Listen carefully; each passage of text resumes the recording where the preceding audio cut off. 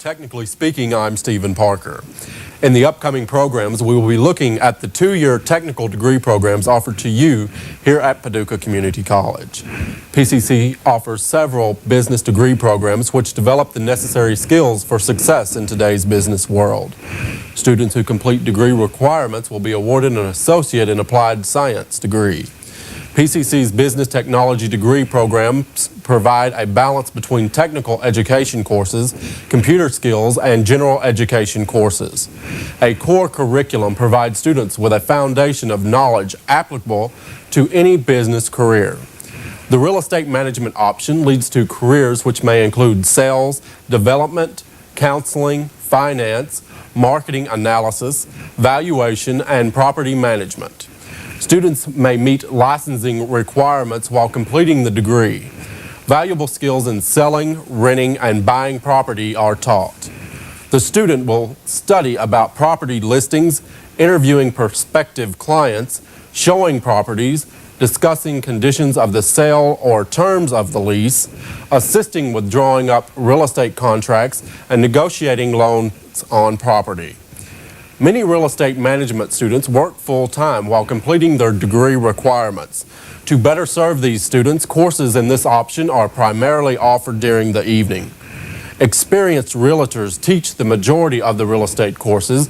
They share valuable experiences with the students. PCC graduates leave with the necessary skills for immediate career success. Gerald Watkins, advisor of this program, is joining me in the studio now with former and present students of this program to discuss some of the related issues in this field. Hi, my name is Gerald Watkins. I'm the coordinator of the real estate program here at Paducah Community College, and we're going to talk about our two-year associate's degree that we offer in real estate, and I have some very special guests with me today to help us do just that. First, over here we have Cathy Bell.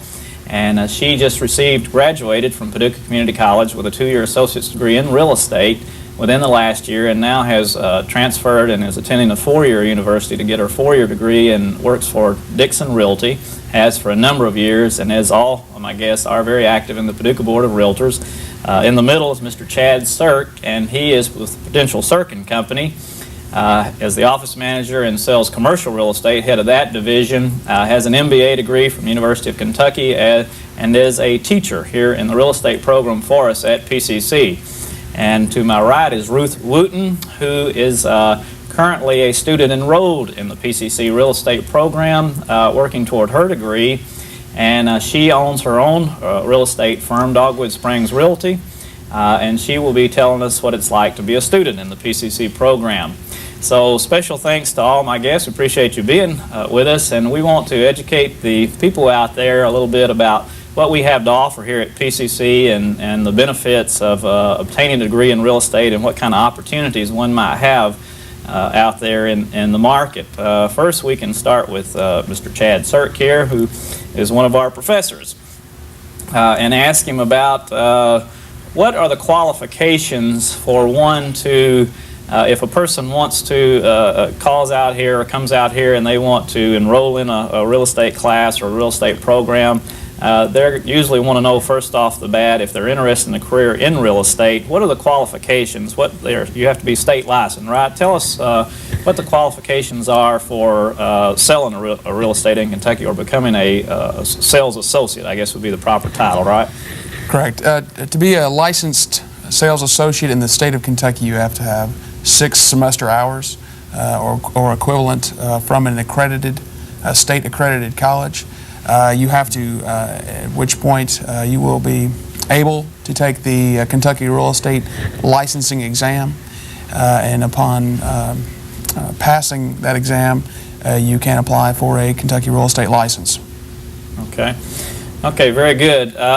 Does the market look good? I know nationally home ownership is approximately 67%. That's the highest ever in American history. More people are having the opportunities to own a home rather than rent.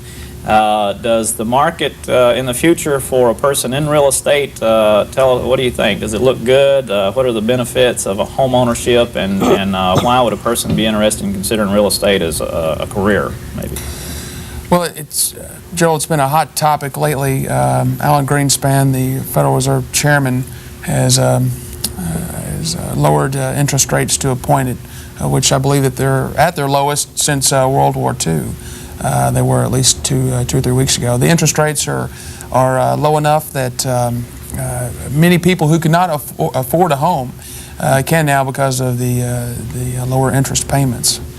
It's favorable. Financing is favorable for buyers at this time. Okay, so that also makes the market lucrative for one wanting a career in real estate, obviously, then. So there are career opportunities. So that enhances our program out here, and I've noticed increase in interest in the real estate program. Cathy, you graduated from PCC. You have your degree now and are going on to get your 4-year degree.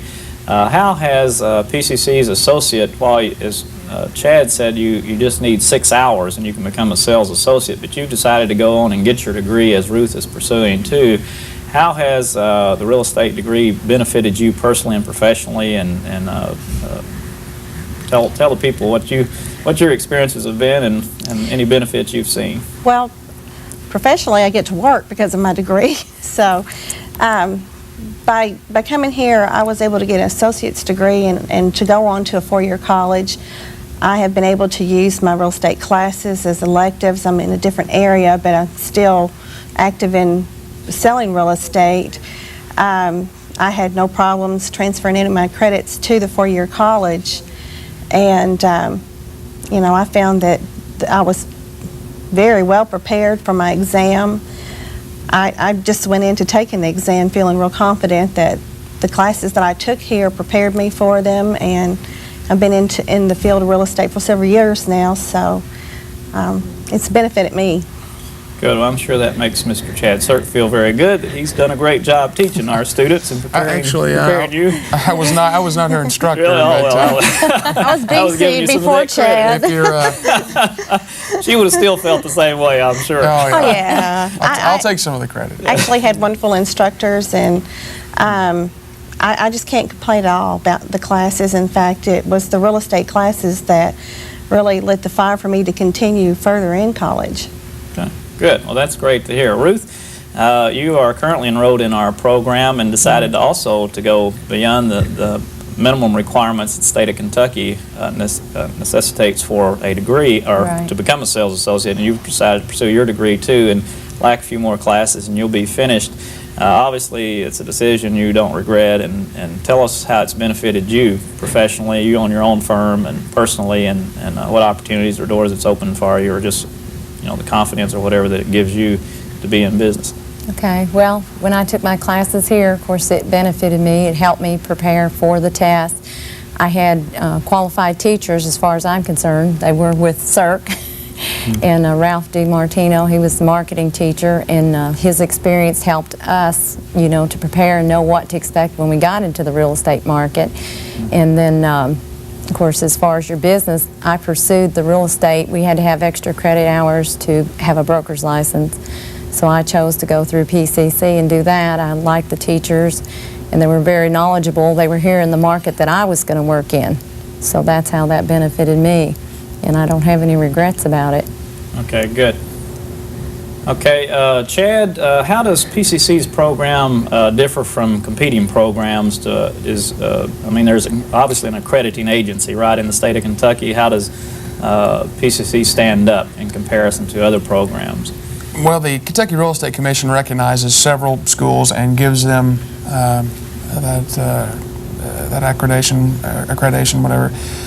And I would say that PCC's program differs from those other schools in that it is a full semester, full 6 hours, full semester in which the student is not only prepared to pass exam, but also have a holistic look or concept, a grasp of the concepts of the real estate business.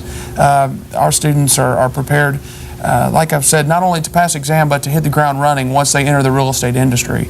They are taught basic principles and definitions, but at the same time are exposed, as Ruth said, in marketing classes to common practices in the local real estate market, so that when the semester is over and when they finish their exam, they have a real look or a hands-on type of experience, and they are ready to enter the market and list and sell real estate and really to make money. Okay, good. And that's what it's all about, right, Cathy and Ruth? I Well, mean, as in any profession, real estate course is a continuing learning process, but if you have a good solid foundation to start out with, excuse me, you'll continue to hopefully go in the right path, but having that solid base of information to start with really is helpful. And for me, there were other options, but my choice to come here and to take the semesters of real estate classes was something to me in the long run has benefited, because I was able to take these classes and transfer them with me to a four-year college, count them as electives, and that was just a bonus for me. And on top of that, I don't believe that, just personally for me, I could have taken in all that much information in a faster course. We went through classes and the applications of how things work. We had a lot of situations where we were able to have personal interjections and examples shown to us, and some of the programs you get through a little bit faster, but it's just so much at once. I don't know that as much can be absorbed and really applied to the profession, where if you take it a little bit longer, you're able to focus on more issues and really get the theory of them down pat. Good. So the whole idea is to make yourself marketable, to be able to earn a living in some profession that you enjoy. And so this, obviously you enjoy the real estate profession. What are some of the benefits of working as a realtor? Well, working as a realtor, of course, you're in business for yourself. In reality, it's a business, and you're the boss to a certain extent. So you have that freedom. If you have a family, to kind of work around your family and the things that are important to you, you have more freedom than you would a conventional job where you go in and you punch a clock. So to me, that was one of the great benefits, and that was also a benefit of the classes at PCC, was that you could take them at your convenience. They were offered at night. If you had a full-time job, you could go take those classes then. Okay, thank you, Ruth Wooten, Chad Sirk, and Cathy Bell. We appreciate your taking your time to be with us and your input to help educate the people out there in the opportunities available to the people in this area at Paducah Community College in the area of real estate. Thank you very much. Okay. Gerald Watkins, coordinator of the real estate program, is joining me now in the studio to discuss the curriculum requirements needed for the real estate management option. Thanks so much for joining me. Stephen, thank you for having me. It's a pleasure to be here, and always thrilled to talk about our real estate program. We have a lot of interest out there with 30-year practically record low of interest rates, and a lot of people are buying, refinancing, and it certainly is an attractive career option for people to think about pursuing at this time. So, my pleasure to be here with you. Well, let's go ahead and take a look at the first semester.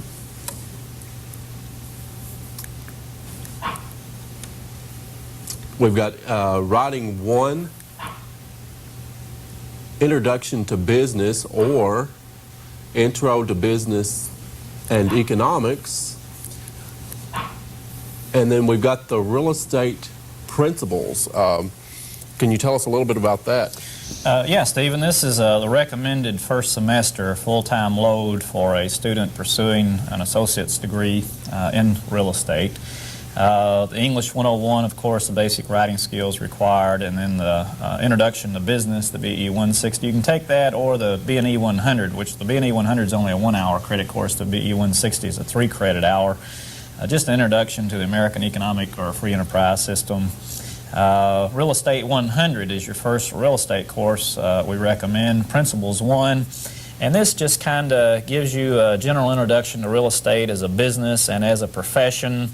It's designed to acquaint the student with a wide range of subjects necessary for actually practicing real estate. We'll cover license law, ethics, purchase and listing agreements, brokerage, deeds, financing, appraisals, mortgages, and just a little bit of the whole gamut of what's involved in the real estate industry.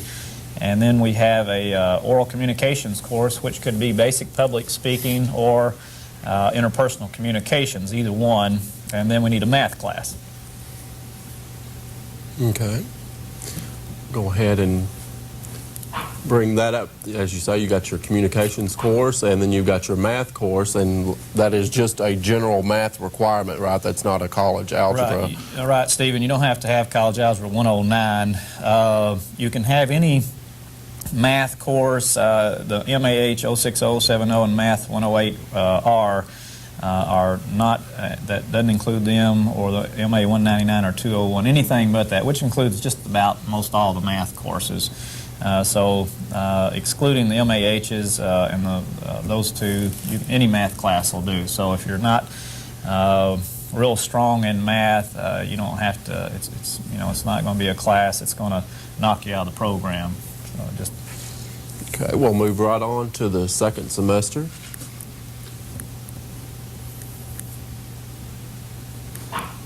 We've got Writing 2, Principles of Management, Quality Management Principles, Introduction to Computer Applications, and then here we have another real estate course in Real Estate Appraising, and we also have an approved course. Let's start with the Real Estate Appraising, and just tell us a little bit about that class. Okay, yeah, Stephen, it's Real Estate 121. You will learn how to appraise residential real estate for the purposes of getting loans, settling estates, condemnations, for listing homes, and anything that contributes to determining a market value for that home or commercial. In this case, mostly we're dealing with residential appraising. Any contributing factors that help one to learn how to appraise is they're going to learn in this course. And a person might be interested in going into appraisal rather than as a sales associate, for instance, in real estate. And this, of course, this is a required part of the curriculum to go on and get there, if they go on and get their degree, and certainly also a very attractive field likewise, in appraising real estate. Now, in your approved course there, does that have to be real estate related, or is that just a general course that you might need? You're correct. It has to be real estate related. It has to be a course with a prefix of RE or real estate. It could be marketing, construction and blueprints, principles to real estate investments. We offer 7 different real estate courses here. We have principles and law, and then marketing, investments, construction blueprints, finance, and appraisal. And so we have 7 different courses we rotate around, so any one of those would fit that's not part of the required curriculum. Any of the other ones would qualify as approved courses, so they could take most anything that we offer, and that would qualify. But it has to be a real estate course. Okay, well, let's take a look at the third semester here. We've got Financial Accounting 1, Intro to Business Law, Real Estate Finance. We've got Microcomputer Application and Development, Business Employability Seminar, and a Humanities Heritage course. And can you tell us a little bit about the Real Estate Finance class? Yes, Stephen, it's RE 225. Here, all aspects of real estate finance will be examined, including the different types of financial instruments that one might use, the different types of financial institutions, the buyer qualifying a buyer is an essential part of one's duties in the real estate profession, and so qualifying the buyer, the different mortgage markets, and just the different options you have, risk analysis, the influence that the government plays, and all different areas of financing real estate. Okay, and we're going to move on to our fourth and final semester, and we'll take a look at that. We've got Managerial Accounting, Principles of Marketing, Real Estate Law. We've got an Economics course, a course in Science, and another approved course. The Real Estate Law, is that basically looking at all the different types of laws dealing with real estate? Is that? Yes, Stephen. Real estate law is probably the most important course throughout the entire curriculum that one will take because of the legal environment that one operates in today in selling real estate. And it is a required course, of course, for the associate's degree, our 2-year degree program. But it is also for those who just want to receive a license to sell real estate in the state of Kentucky, for instance, and they're not really pursuing a degree right now. Real estate law is one of the two courses that we highly recommend that they take because, again, it's a highly legal environment that you operate in. And so in real estate law, we have some excellent instructors, and you'll talk about ownership rights, title examinations, planning and zoning. We may get zoning laws in the county of McCracken, so that's going to be real important. Contracts of sale, fair housing regulations, obviously very important. Agency issues, court decisions, and different areas of controversy. So real estate law is just a real important course in this curriculum. And one thing, me personally as a student, I found this to be very beneficial to have these course requirements broken down in semester by semester basis. Do you require students to go by this guideline, or is there another option? Good question, Stephen. No, this is just a recommendation, and really they can take them in most any order.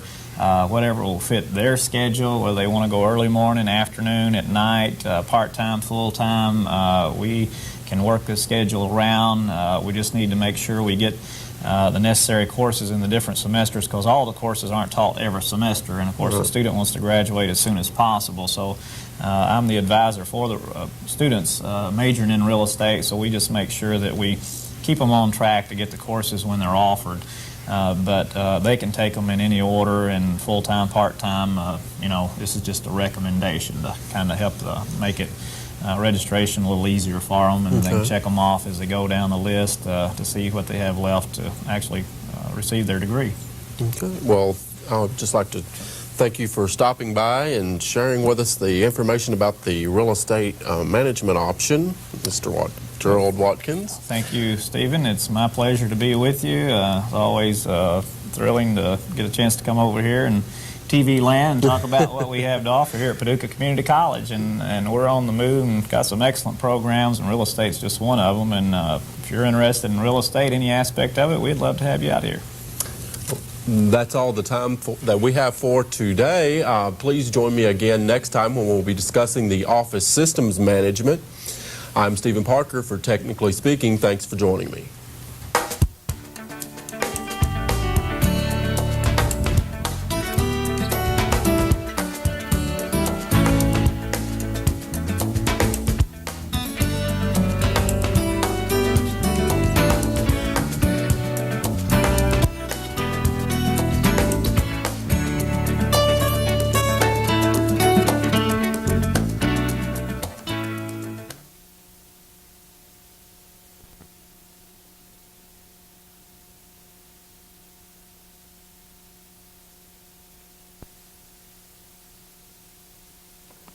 What's wrong with it?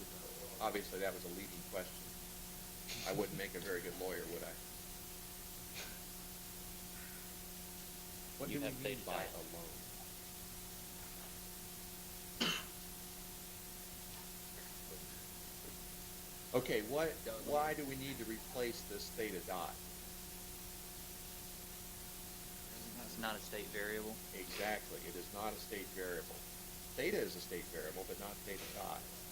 So we have to run all the way up here and find an equation for theta dot from the state variable equation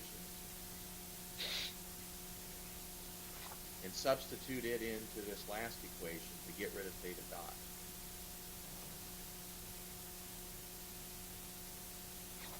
So we don't even want derivatives of the state variable on the right-hand side. All we want on the right-hand side are algebraic terms involving the state variable. And if you do that, then you'll get this equation here. Okay, now I know a lot of people had trouble getting that, and that's probably why. Dr. Seibert, Yes? wouldn't it have been easier to take moments around if that way, around the factor? Key, would you repeat the question? wouldn't it have been easier to take moments around the fat force? The end of the lever on the right side. Yeah, but you have the advantage of 20/20 hindsight, Pete.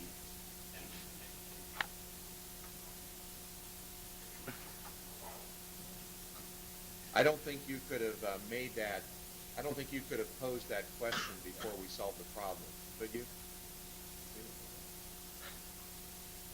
I don't get that. I'm sorry, would you speak up? I think he probably could have, because that's the way he and I both did it. So the answer is probably yes. Very good. I wish I could give you some extra credit, but I can't. I wish you could too.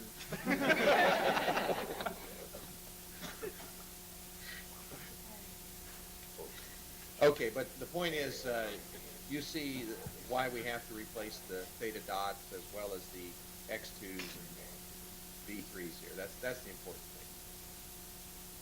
thing. In fact, it might be good to go ahead and take this problem one step farther and express the state variable equations and the output equations in matrix form. I noticed we had a little trouble doing that on the test, on the quiz.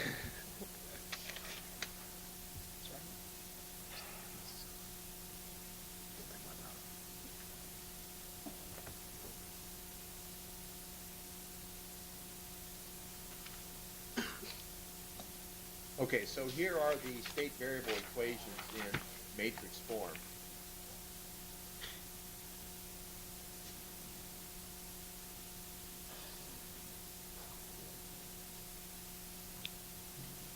See the three state variables, the state variable vector shown here, the derivative vector shown on the left-hand side, and the so-called A matrix then is just the coefficient of x1, v1, and theta from these three equations.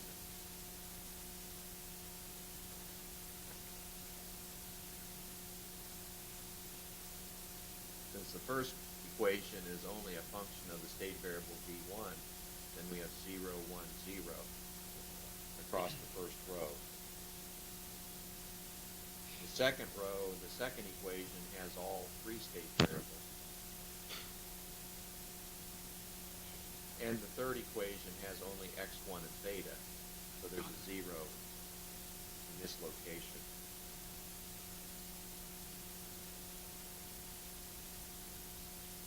Now I've defined the variable, or the constant alpha here, just to make this a little bit easier to write. So this alpha here and here is this group of terms. Okay, now we're not done, because remember it's q dot is equal to aq plus bu, u being the input vector. In this case, we only have one input. So the matrix B will just be a column vector.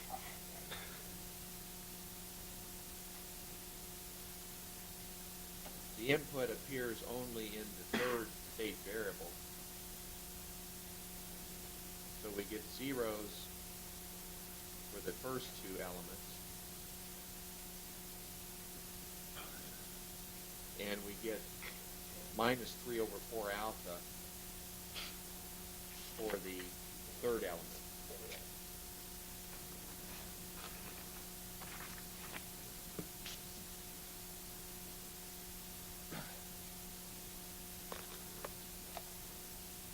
Is there a question? How about a question on this? Is there any? If you're unfamiliar with matrices, remember, this is a matrix multiplication between these two.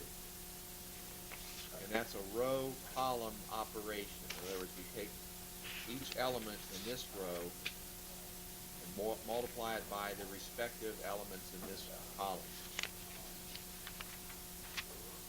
So you can always go backwards and make sure that this is correct by multiplying and making sure you get back to the state variable equation.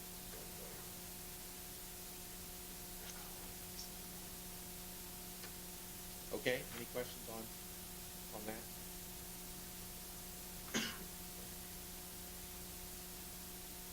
Okay, how about the output equations? Let's have a look at those.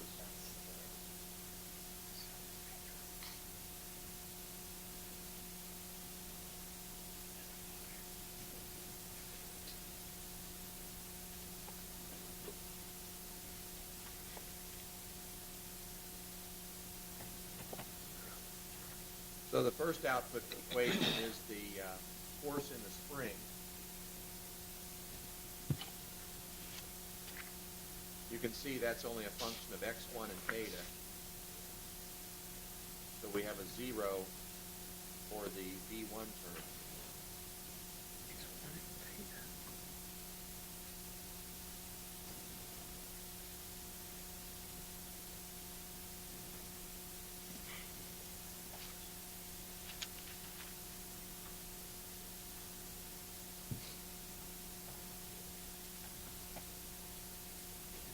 And for the second state variable,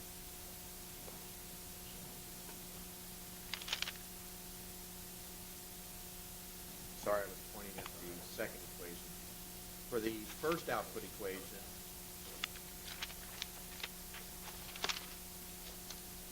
we have the coefficients minus K2 and K2L over 4.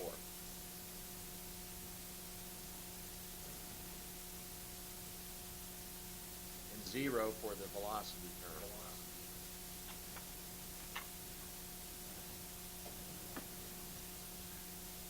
The second output equation for the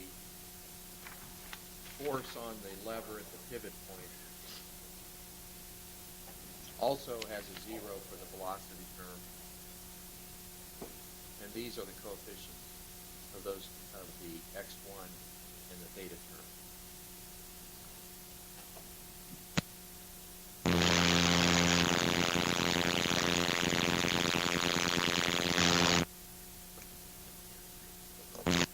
Can you still hear me okay in Lexington? Okay. Yes. Any questions on the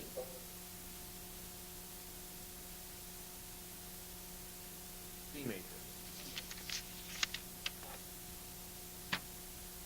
Now you can see why we want to have the output equations in terms of the state variables only. Because we want to be able to set up the output equation matrix in terms of these state variables. So if we had an x2 or an x3 or theta dot, we couldn't do that. Okay, lastly, we have the D matrix. The D matrix is the coefficient matrix of the force, and the force does not appear, at least explicitly, in either of the output equations. So that's why we have zeros here. Now,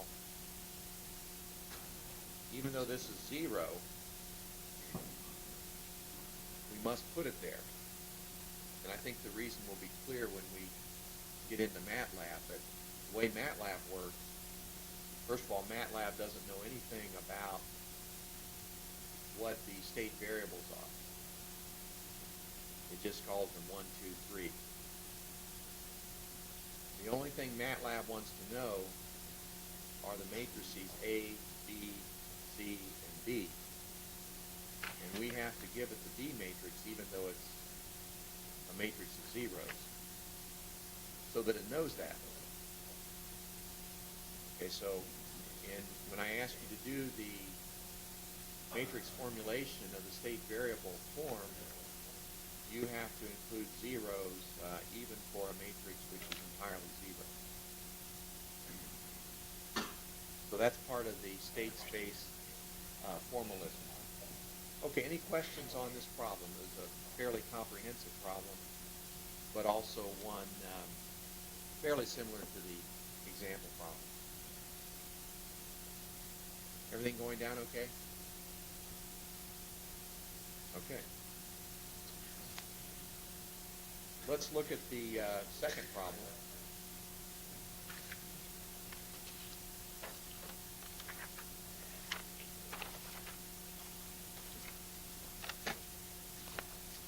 Okay, this is really just going to be a fairly simple modification of the previous problem in terms of the dynamics involved. But we will have an extra state variable here.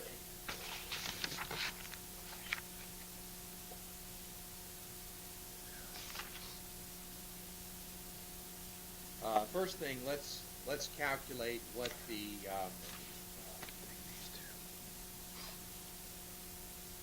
the moment of inertia is going to be for the lever. And you can do that two ways. You can use the formula in the book, or you can remember the transfer theorem. If you want to calculate the inertia about a point A, which is a certain distance from the center of mass, then the new inertia about point A is the inertia about the center, plus this additional inertia due to the transfer, mass times the distance squared. Either way, you can get that the inertia of the lever about point A is this number.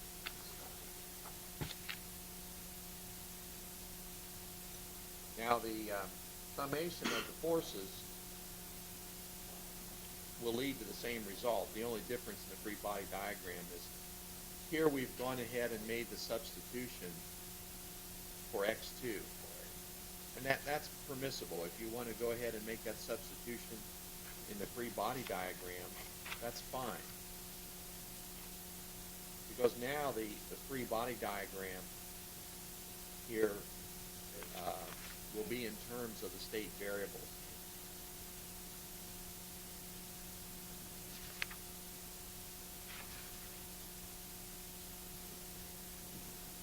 Now the only difference in the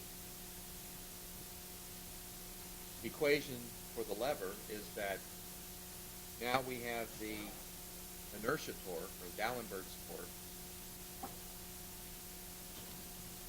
JA, where A is given here, times theta double dot or times a mega dot. And that's always going to be opposing the positive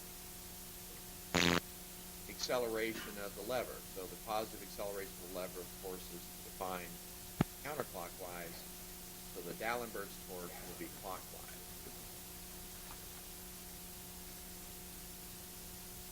So now we sum up the torques. I'm not going through the small angle assumption. I think you know what that is by now. But that's been made here. Here's the main difference, is now we have this inertia torque appearing in the equation. Everything else is the same, except we've now made the substitutions to get rid of x2 and x3, so forth. So this is the equation for the lever, where now it's no longer an ideal lever. We have to include the inertia of the lever. And so that's the difference here. So we solve this equation for V1 as before, and now we cannot combine the two equations. So we solve the second equation for a mega dot.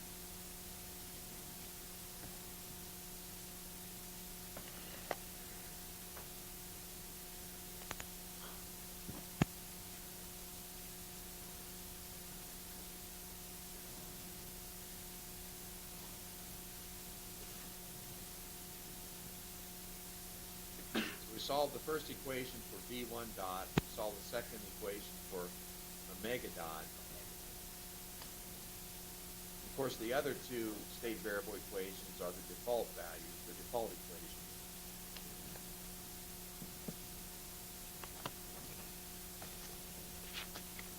By the way, here's another diagram just showing the torque. If you have trouble writing the torque equation directly from the forces, you might draw a second free body diagram showing the torques explicitly. This is sometimes kind of useful until you get used to the idea of what these distances are. For example, this is the torque due to the spring in K2. So this is X2 minus X1 multiplied by the distance L over 4. Forces this distance here. This torque here due to the inertia, due to the damper,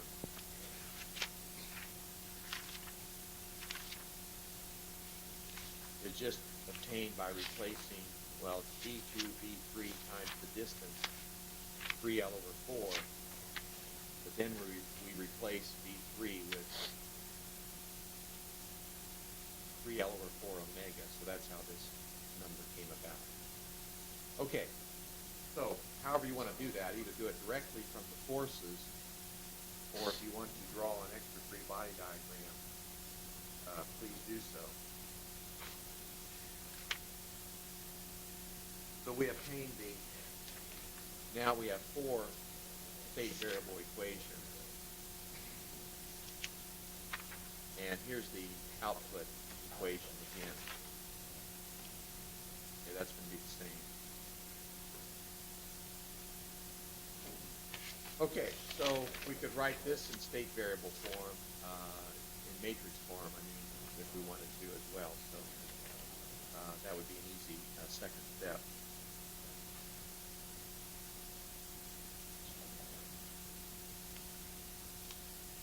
Okay, any questions on this problem?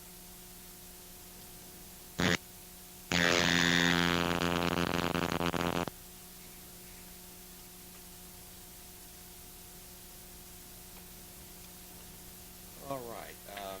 Let me just make a comment or two about the quiz. On the first problem, I think most people did pretty well on that. There were a few people that made some algebra errors, which I predicted, I believe. That's one nice thing about if you use Kramer's rule. You don't have to do so much multiplying and adding and subtracting of algebraic terms. So if you have trouble with some algebra, facts of algebra, you might want to consider using Kramer's rule. The second problem, I think caught everybody almost in the class was off guard on that, except for a few people. I think probably you thought that would be something that wouldn't come back on you until the test. And I'm glad I gave that problem because I do want you to keep up on the reading. In fact, both of these problems on the quiz were example problems in Chapter 3. So if you want to see how they are solved, just look in the example problems in Chapter 3 and you'll get the correct solution. One fundamental thing that I do want to correct here, in the second problem, we had some terms that looked like this. So there was a term that said PU of T. Okay, everybody.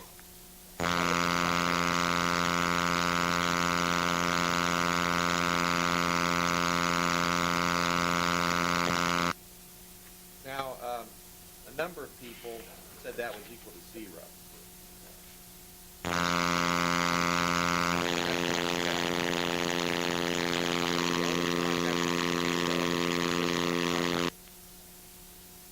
So if U of T is a constant,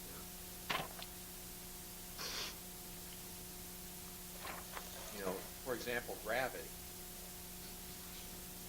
Okay, you're right, but U of T, it's even shown explicitly here, is a function of time. For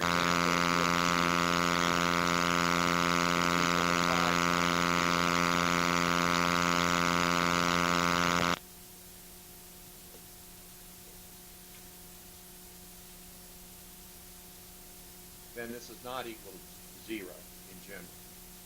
So, in fact, PU of T is equal to U dot of T. And that's just the way you leave it. Okay, so a handful of people made that mistake. I want to make sure that that doesn't happen again. Any questions on that?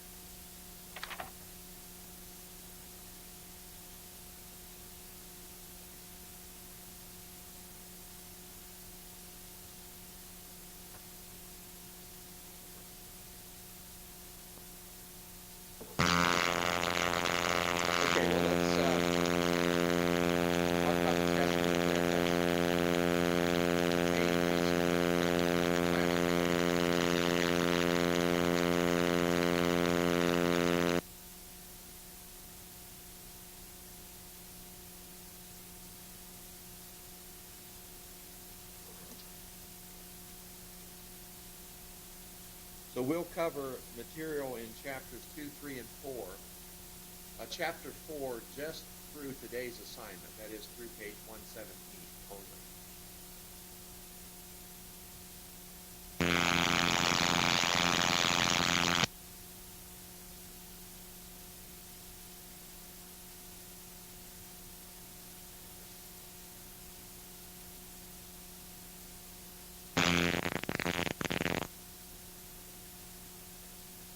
So there will be 4 or 5 problems, and they will look a lot like the quiz and homework problems. They won't be as long as the homework problems. I can always give a comprehensive problem, break it up into 2 problems, for example. So there'll be 4 or 5 problems. It is important that you work quickly, though. By now, you ought to be able to just draw these free body diagrams and put the forces and torques on very quickly.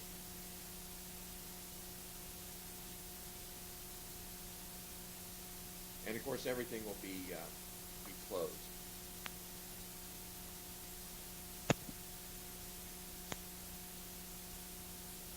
And next time, you can just show up in the large room behind us for the test. Any questions about how the test is going to be laid out and what sort of material is going to be included?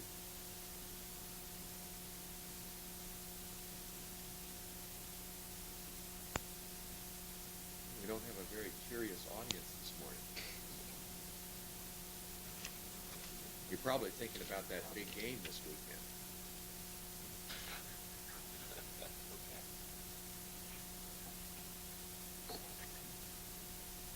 Boy, that could be an old-fashioned thrashing. I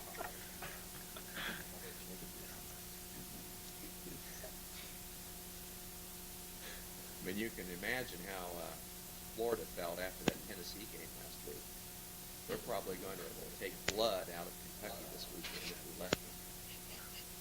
So hopefully you won't be too depressed after the game to study for the exam. Anybody going to Florida?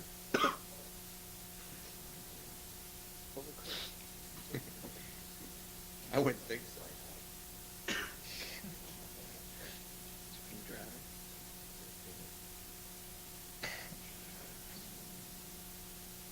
Okay.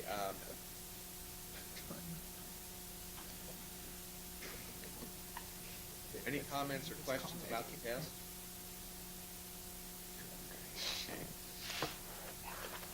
Okay, I think that's it.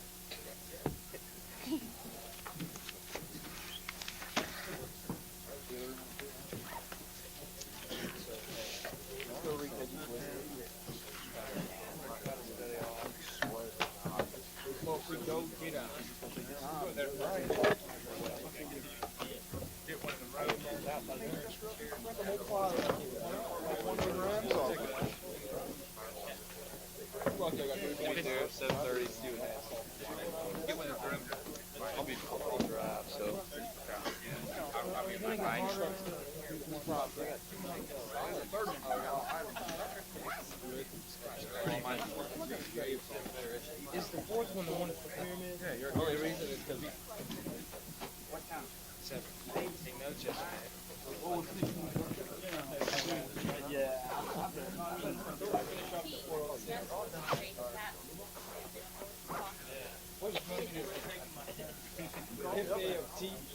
Takes too much time. That for spirit. There you go. Oh, come on. Did you understand what I was saying?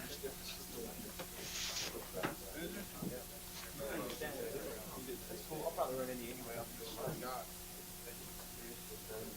All right, I'll be down there.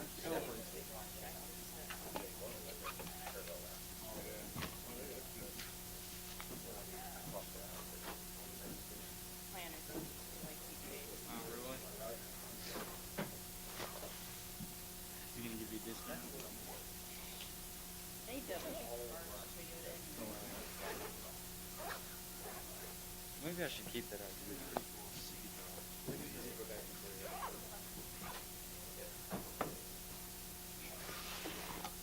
I'm gonna go and get that. Talk to that guy about. Bye, Ray. But are you gonna be in your office Monday at all? I'll be there tomorrow, in fact. You don't think I'm going to stay in Paducah very long, do you?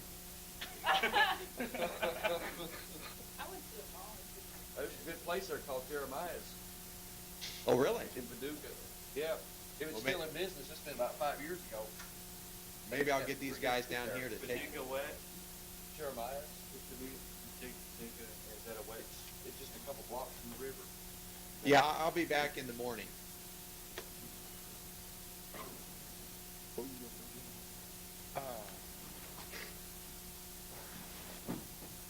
I'm just gonna go get that food. Talk to the guy about all that food stuff. I gotta get quick. Quick, no. I got that design test tomorrow. I went on top of Texas first too. Obviously, the main said we could get there at 10 to 9. He would let us start working on the test then. Dr. Cathy about it. He said he'd give us a break and it took. Then it wouldn't be very long. Since you remember finishing the 15 minutes. But maybe we'll see when we get together and if you want to go over some of that doing stuff, just put through maybe an hour or so. Yeah, definitely. I got to study that time test. I have nothing else to do the rest of the week. Except that quiz. I think that's a good one for everything. I can do all right. I didn't get that. I done the first or the second problem first. You came to it. Then started on that second one. I got it all done. Found my states and everything. Just got down to where I was figuring out what the power output was. But down, equal to mass flow rate times H6 minus H7, I think. And that second part they were wanting heat loss maybe, which would have been the mass flow rate times H6 minus H5, I think. Can't remember what it was. I just put the equations down and thought they kind of good. I had all the equations right. I just don't know if my entropy values were correct on every one of them. If you find on that second top of your 2A, where it said the compressor 90% efficient, 90% here, and go find your, if you find your 2S, I'll talk to you later on.